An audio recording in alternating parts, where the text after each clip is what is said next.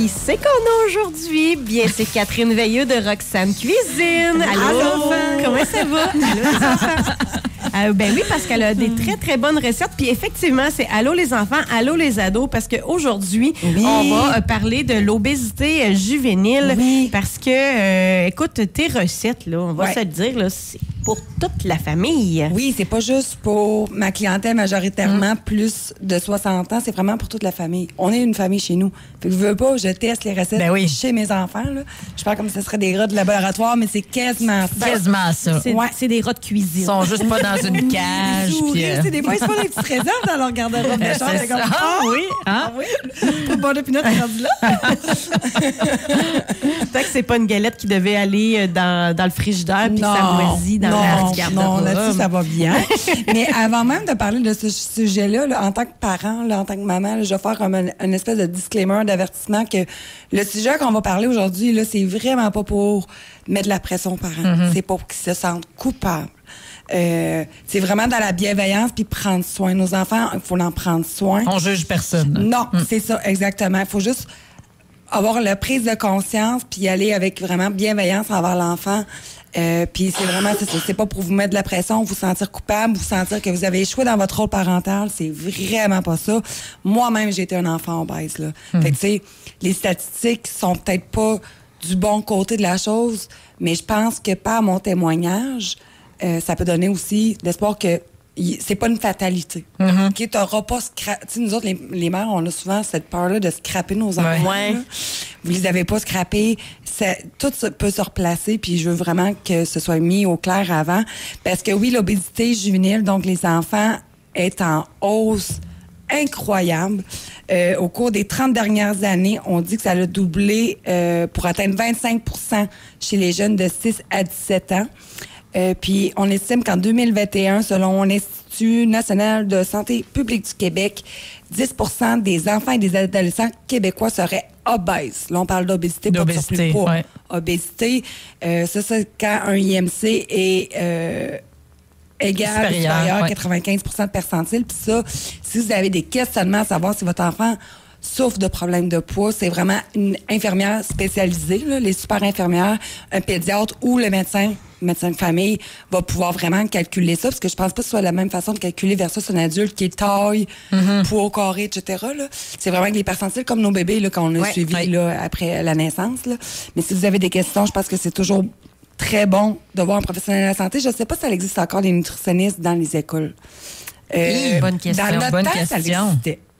Ah ouais? Notre temps, moi, je me souviens pas de ça. Moi, je me rappelle d'avoir été voir la nutritionniste quand j'étais en obésité. Là, c'était une obésité, mais c'est dur à croire, par exemple, quand on te regarde. Oui, là. Ben, ouais, mais non.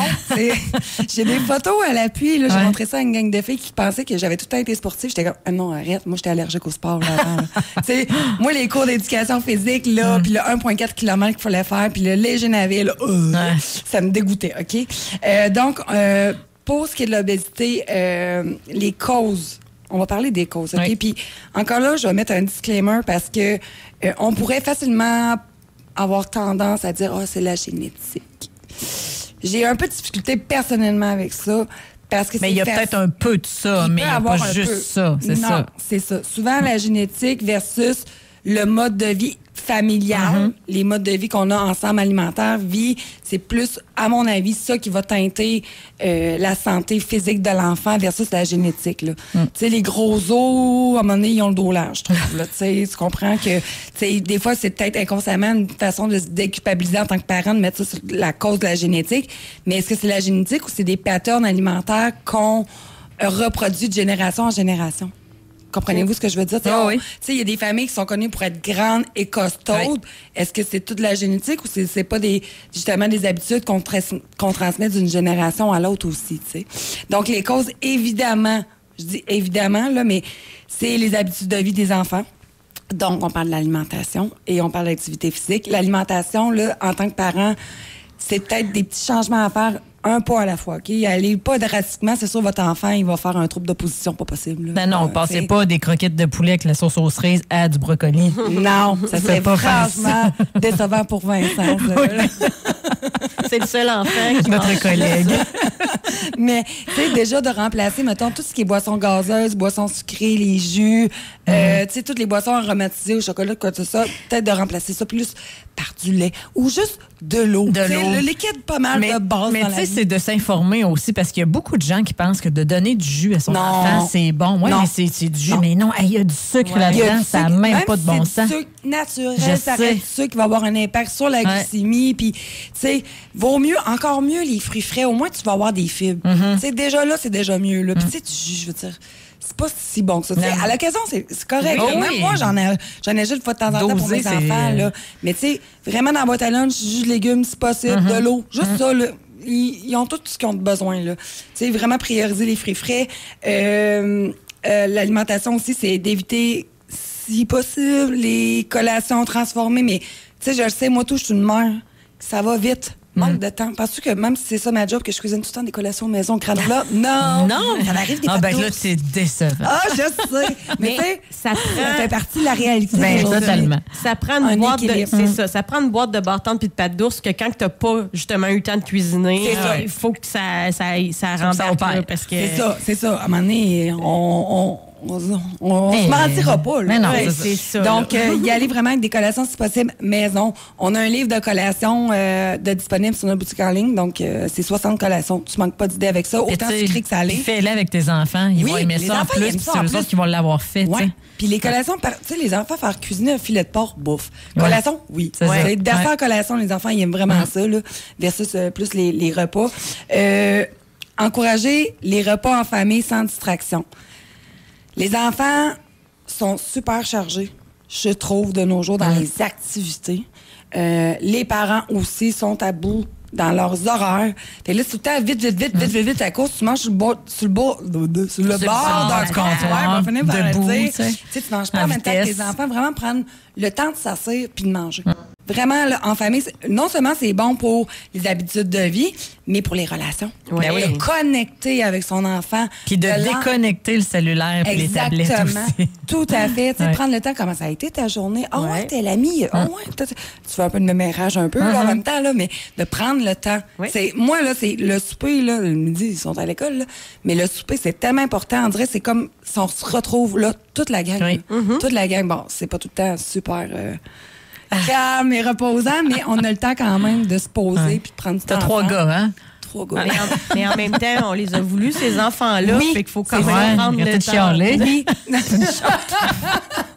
Mais pour vrai, là, écoute, tu sais, je vais être franche, là, nous, le souper, il est important aussi, puis on va prendre le temps de dire, on fait le tour de la table, tu sais, même mon petit gars, il fait, OK, c'est rendu à ton tour, qu'est-ce que tu as fait de ta journée? Puis là, bien, ça les habitue à poser des questions. Oui, s'intéresser à l'autre. Oui, t'as fait quoi en anglais? Puis moi, ça me fait rire parce que son frère, il a 13 ans, puis là, il dit, OK, mais qu'est-ce que tu as fait avec ça, ce projet-là? Fait que là, lui, il commence à... c'est bien drôle! Il se parle comme ça, mais écoute, le vendredi, ça arrive que c'est genre notre journée de la semaine où est-ce qu'on va y aller avec un film, là, puis on mange j'espère. Moi, c'est le fun, là.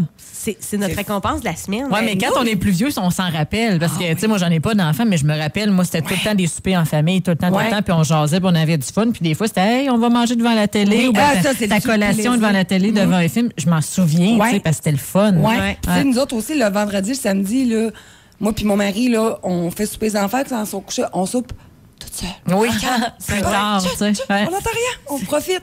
On mange devant la TV nous-mêmes, tu sais. Mais, tu sais, c'est ça, tu sais, c'est le plus possible manger en famille. Sérieusement, le plus possible. On encourage l'activité physique en famille. Va dire à ton gamin d'aller faire de la bicyclette, puis toi, tu scrolles ton Facebook, ça marche pas. Là. Non. Faut... Tu sais, les bottines doivent suivre les babines. Ça fait du bien à tout le monde. Je vais l'emmener faire de la grelinette dans le jardin. De la quoi? La quoi? La grelinette. De la grelinette. Je vous en parle. C'est ta patente là, avec des pics là, pour greliner. C'est pour aérer le sol sans brimer les micros. Faisons tous de la grelinette. On va avoir appris un nouveau mot. Mais parce que moi, j'aime pas ça, faire du sport en tant que tel. Mais moi, je vais y aller comme ça. Je vais aller faire du pédalo, même si tu me juges. Ça va être ça, moi, mes activités. C'est pas obligé d'être du sport, juste pour le dire aux gens. Sais-tu qu'est-ce que j'ai eu comme réflexion cette semaine? Hier, j'étais allée remplacer au deck, OK? Puis je dis, hey, je vais jouer au deck. Tu sais, il a dit, je joue. Je fais du deck. Je joue. C'est un jeu. Les enfants, si tu leur fais du sport pour faire du sport, il n'y a pas la notion de jouer. C'est pas la même... Même pour nous autres, les adultes, je joue au volleyball. Quand ça met une pression, c'est plus le fun. Oui, c'est ça, exactement. J'aime bien le mot « on joue ». On joue, oui. Exact. Tu sais, rien qu'à se lancer le ballon de football. On va aller au parc, se balancer, jouer à tag, n'importe quoi. Puis là, en plus, il fait beau cette semaine, profitez-en. Il y a la course colorée, il y a la course Rotary. On a belle des activités pour faire ça en famille. Fait qu'on y va selon les moyens des enfants. Puis on fait ça en famille. Vraiment, ça va être une belle expérience. Si possible, je sais que c'est dur, c'est je cherche le mot, là, mais c'est un combat de tous les jours pour beaucoup de parents, les écrans. Les écrans. C'est les bip, bip, Je l'ai dit. L'écran, là, c'est possible de les réduire, parce que les enfants, on le sait, ils passent énormément de temps sur les écrans. Puis ça a un impact sur leur estime. Ils voient n'importe quel shape, ils se comparent, ils voient n'importe quelle information sur la nutrition. Mais ça aussi, il faut que le parent soit constant, parce que si lui aussi il est tout le temps sur son écran... C'est ça, c'est la constance la clé pour la parentalité sur autant la discipline que les habitudes de vie, que d'être un modèle. Fait que plus que tu vas réduire ton temps d'écran, ton enfant, à un moment donné, là, il va avoir un temps qu'il va s'emmerder. OK? Qu'est-ce qu'on a à faire? C'est blabla. Regarde, ça y appartient à un moment donné, là. Plus ça va aller, plus il va être capable de renouer avec son imagination. De jouer dehors, jouer avec les amis du quartier, bouger, sortir. Créer, exactement. Exactement. Puis ça, c'est bon pour tous les membres de la famille, évidemment. Puis surtout parents. J'ai beaucoup de clientes quand même qui m'ont déjà demandé « Hey, c'est quoi je peux faire comme régime à mon enfant qui a un surplus de poids? » Jamais. Jamais. Puis faut pas aller dire ça à un enfant non plus. Jamais. Non, parce que l'estime de soi en prend une claque. Là. Ouais. C'est ça. Moi, j'en ai eu quand j'avais l'obésité, des commentaires, des critiques par rapport à mon apparence physique, puis pas nécessairement juste des enfants, d'adultes aussi. Puis ça, là, ça te touche un enfant, là. J'espère. On dirait que j'ai le mouton. Vraiment, ne faites jamais de critiques sur son apparence physique, sur son poids. Sur, tu manges encore? Tu sais, il y a des choses. Même, je te dirais un enfant qui est maigre aussi. Parce que ça veut pas dire qu'il est bien dans son corps. Non, de toute façon, sur l'apparence physique... Là, autant enfant qu'adulte, ferme-la. J'allais dire, ferme ta gueule. Tu l'as dit à ma place.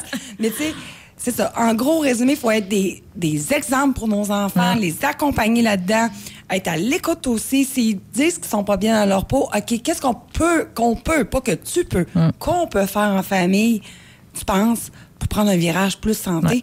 Puis comme tu disais tantôt, Anne-Marie, tu sais, nos livres, nos magazines, c'est pas juste pour Louise, Sylvie, Ginette, Gaétane qui a 50-55 ans, qui veut perdre du poids. C'est pour toute la famille. Puis vraiment, pour commencer, si vous savez pas dans quoi vous garochez, je vous dirais mes classiques gourmands pour plaisir de bien manger.